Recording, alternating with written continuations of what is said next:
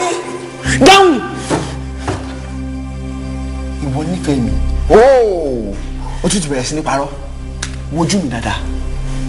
Kò sọ̀rọ̀ ọmọ tó lè jáde lẹ́nu èyí mọ́ tí mo lè gbàgbọ́. Láíláí. Gbogbo nǹkan tí mo ti sọ fún ẹ, irọ́ ni mo ń pa. Ṣùgbọ́n òótọ́ ni ìfẹ́ tí mo ní sí ẹ. Jọ̀ọ́ má bínú. Rántí ìfẹ́ wa àti àjọṣepọ̀ tó wà láàrin àwọn méjèèjì. Don't even go there. Sori, àjọṣepọ̀ tó wà láàrin mi àti wọ whatever you call your name. Ó ti parí látọ̀sẹ̀ tó ti kọjá. Wá ọkùnrin mi lọ. Ọkùnrin mi tó lè deceive. Okay? Ọmọ sínétọ̀. Ó bọ̀ fún ẹ.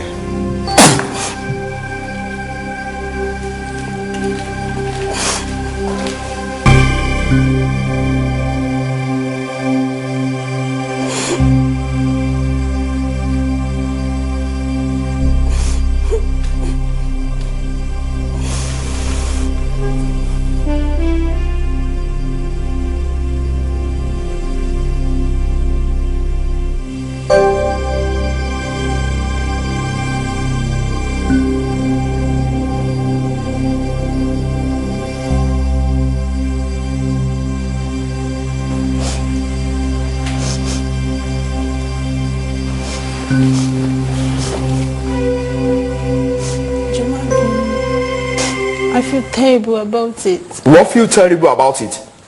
Ṣé mo bẹ́ẹ̀ mi ṣe feel nígbà tí mo gbọ́ news pé ọmọ Senator Ajayi kú? You don't know. Oh, come now. Wàá sọ pé o feel terrible about it. Wàá ṣe nǹkan mi gbà mí bí.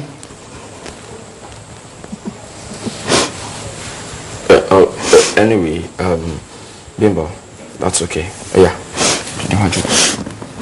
Sit down. Ṣé mo pé èmi náà kì í fẹ́ bínú sí ẹ torí mi tí ẹ kì í fẹ́ bẹ̀ jà rárá bá ṣe mọ̀ kó máa dùn mí náà. Okay. Ṣé? Kí ló jábọ́ nu báàgì ẹlẹ́nkan yẹn? Bracelet kan tí mo rí ní ẹgbẹ́ títì níjọ́ kan ni mi ò tiẹ̀ mọ value ẹ̀. Jẹ́ kí n wò. Okay.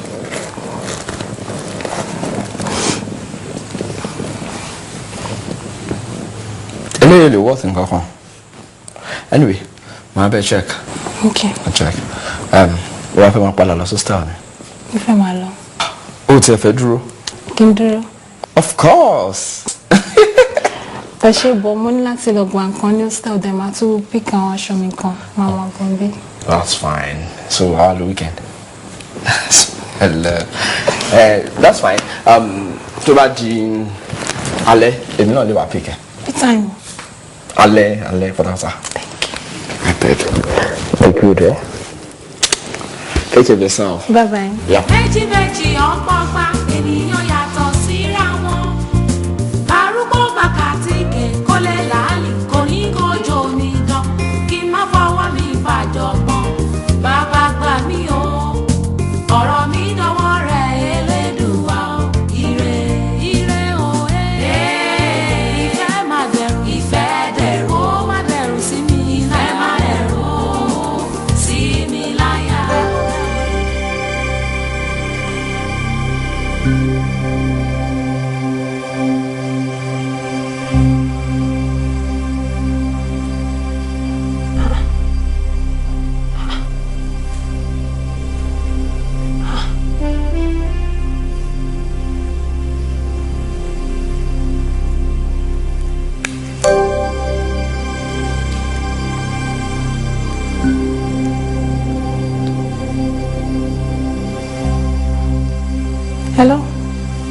Hello, Ọláìdé.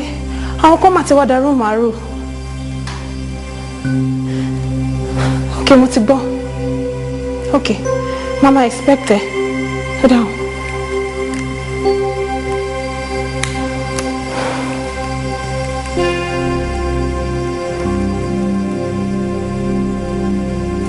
Hello, Aisha.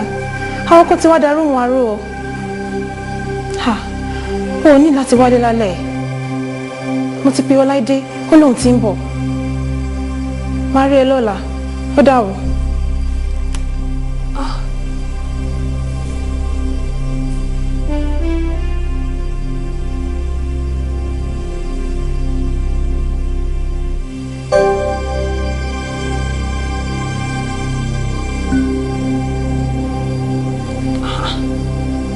ló lè ṣerú nǹkan báyìí?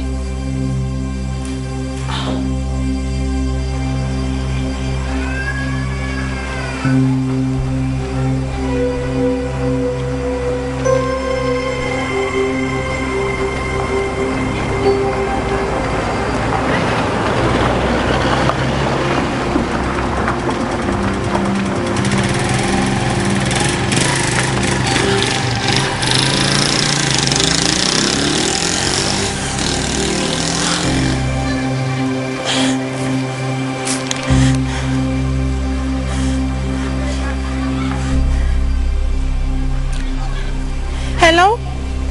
Ọláìdé, mo mà dáràn, ó mà ti já báàgì mi gbà. Mo ti gbogbo nǹkan mi ló wà bẹ́ẹ̀. Okay. Spare key mi. Owó ẹ̀ ló wà. Màá gbé báàgì sísìn máa wá gbà. Ó ṣe. Ó dàbọ̀.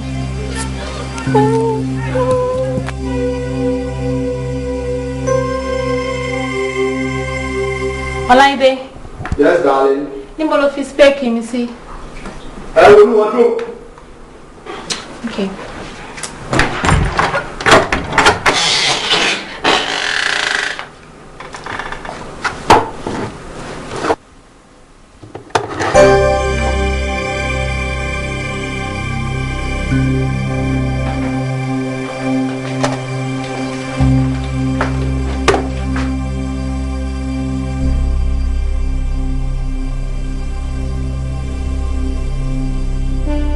Value bracelet yìí.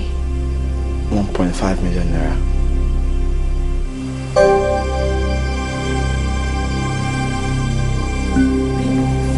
Kí wàá ló fẹ́ ṣe báyìí? Gbogbo wàhálà yìí tiẹ̀ ti wá sún mi. Ó dà pé màá move in sí school campus. It's not as easy as that. I don't even know. Yes? Má wọlé o. Olè tó ń pèèyàn kan ní olè. Onírọ́ tó ń pèèyàn kan ní onírọ́. I don't ever want to see you again. And this time I mean it. It's okay. I like that. How are you? Aisha báwo ni? So you told me. Bimbo. Jẹ́ kí n explain fún ẹ now. Explain what? Ṣé ti bracelet, ìbọn àti mask tí mo rí nínú wardrobe ẹ? Mo mọ̀ pé gbogbo wàhálà tó ń ṣẹlẹ̀ nínú campus yìí, ó mọ̀ nípa ẹ̀. Ọmọ sínétọ̀ tí wọ́n pa, ó mọ̀ nípa ẹ̀. Má súnmọ́ mi o, àbọ̀ fẹ́ pa èmi náà. Bimbo, it's okay. Mi ò lè pa ẹ́. I'm only here to protect you. Protect me. Tí o bá kúrò nínú hostel yìí, máa pe ọlọ́pàá sí ẹ. Bimbo, take it easy. I'm sorry. I think I have to excuse you people now, please.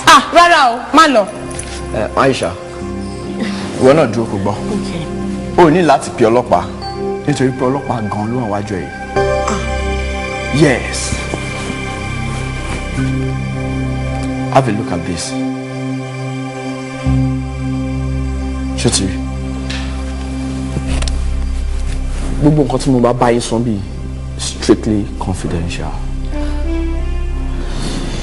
Yes. Mo ti ń ṣiṣẹ́ as undercover fúngbà díẹ̀ nísìn. Mo wá investigate criminal activities tó ń ṣẹlẹ̀ nínú campus yìí.